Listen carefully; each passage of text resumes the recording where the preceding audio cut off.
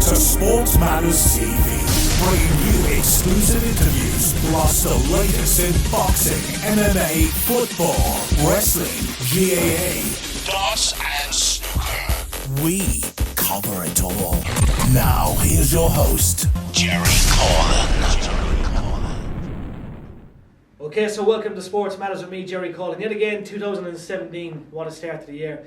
I'm joined by another CCW star. We had Raven Creed and she frightened me to death.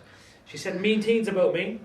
So next time I'm ringside, she's going to get, I don't know, maybe a chair or something thrown at her. A tractor might work. A tractor, yeah. How's things with you, Corey? Everything. AKA Omega. I have to say that because Omega is an awesome name, but I have to say Corey because, first of all, you know I went to school with your brother Paul. Yeah, I do. So it's crazy. It's such a small world we all live in. I'm starting to feel old. Really, me too. So are my knees. Yeah. So are my knees. Yeah, I can barely move my hips at this point. You'll be okay though. It's worth it, and you're it a great is. star. Tell us, how did you get involved first day?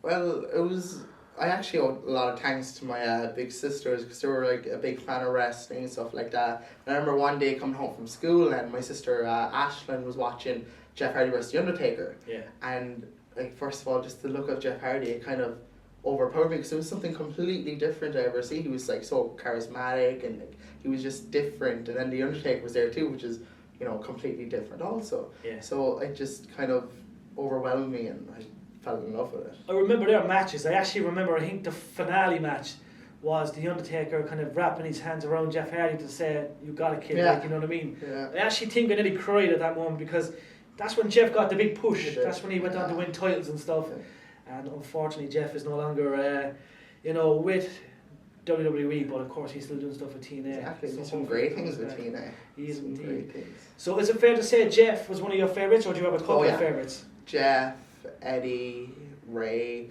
a lot of the cruiserweights, you know, they influenced me not just like in kind of life, but in how I wrestled in the ring too myself. Definitely, like that. Good stuff. And tell us, the first day you stepped foot in the academy, nervous? How did it come about? Oh God, I was petrified. I was petrified because Lee Callahan, our promoter, I was obviously texting him a week beforehand talking about wrestling and stuff like that. You know, and I personally thought that wrestling only ever happened in Dublin or in England. Well, then I know that there was an academy 5 minutes down the road from me. Yeah. So I went in and there was guys, 10, 15 years older than me. It was me and one of my best friends, and it kind of overwhelmed me, but the second I took my first bump after the head rush and the feel of maybe will I get sick or not, I fell completely in love with this. And like as I said, like I was saying to Raven, like the pictures, it's like a massive community where you're all so close, like you all take the bumps together, the lows and the highs.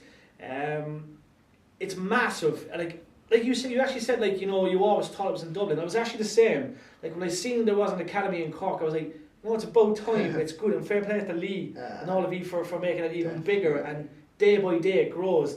We have to talk about your first match. Oh God! Cargo pants and boots from pennies. Oh yeah, fun times. I've heard worse. I've heard Jeff Hardy. Jeff Hardy. I seen Matt Hardy in Cypress Avenue, and he was kind of saying that they pretty much done the same. They had no idea what they wanted to wear, but they had a vision. They wanted to kind of go all this crazy, and it was a last minute choice. But they were wearing tights and everything. Like at one stage, like you went to the pennies, had a look around, and ended up picking up all that. It's crazy looking back at stuff like that because I joined CCW 2.5 years ago in April, and I've been here long enough to see a lot of people grow. Like you said, the likes of Raven Creed, she was there the first day that I saw her walk in. I was the first person that came up and I introduced myself. Ever since then, we've been best friends, I'm really happy for her too, with how much she's after growing. The entire academy, we're like one big happy family. Except for when we step in the ring, we have to beat the crap out of each other. But that's completely different. Like is it forgotten about afterwards, or any deliberate whips? Any you were slacking across the chest? It's weird. It's kind of like the closer you are to the person, the kind of stiffer you'll get. Yeah. Like if I'm in the ring with the likes of Raven or a few of my friends, we intentionally kind of go a bit rougher. Because like we know at the end of the day, we're still friends and we're here to put on a show. Yeah. So it'll be worth it. And the next show, CCW, it's back. The keynote, it's going to be awesome. It's going to be good. The lineup is awesome. Raven was on about that lineup, and there's a big championship fight. We got good old Ricky Combo. We had Ricky on the show. It was one of the first interviews, actually, Ricky and Lee.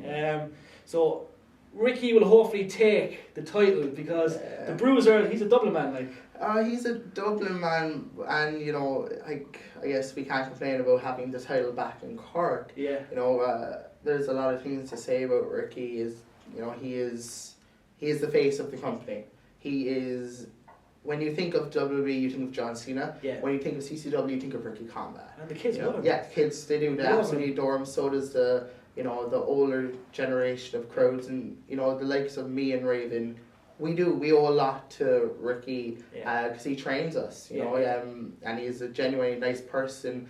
We might not always go on the same wavelength of things, thinking about different kind of stuff, but at the end of the day, we owe a lot to him, and to Lee. Good stuff. And like I've always said it, I always see wrestlers because I'm a big wrestling fan, and I've seen wrestlers over the years, like we've done interviews with Katie Harvey, Cody Rose, and there's many more to come. But I always kind of predict things will happen, and they normally do happen. And I do predict there's going to be a lot of from CCW that will go places. Unfortunately, it's not going to be nice to go on to bigger and better things for Cork because we're going to lose that. But it's the perfect, it's a huge platform, as you know. Future goals, would you like to wrestle in America? Obviously, it's a key goal because I know yourself and Raven. It's going to happen. I reckon you're so young. Like you said, we're young. We're both just 18. The opportunities are endless.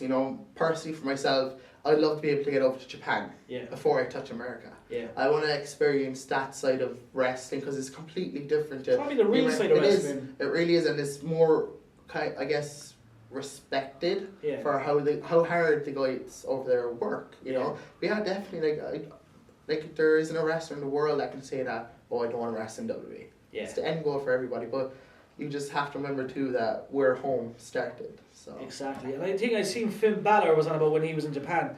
I think they used to make him do 1,000 squats per day. Yeah. And Finn's been around a long time, but you could see, WWE is more of a merchandise thing, really. And the wrestling's great and fantastic, but when you see the Japan wrestling and the other organisations, it's more kind of wrestling in a way, It is. But you'd be willing to do 1,000 squats a day? Oh, it might take a few days, a few weeks, a few months, but I'll get them done. Because I just finished school and I'm currently in college, and even what I'm doing in college is trying to intertwine with wrestling. I can't see it past wrestling, so if I'm going to set Japan as my goal, I'm going to make it my goal. Yeah. No. And when you do that, it happens. Put in the work, which you're doing. Exactly. Great shows. Oh yeah. And the rewards pay off. Definitely. My man, thank you very much. Thank you very much. Have a good one. I'll see you soon.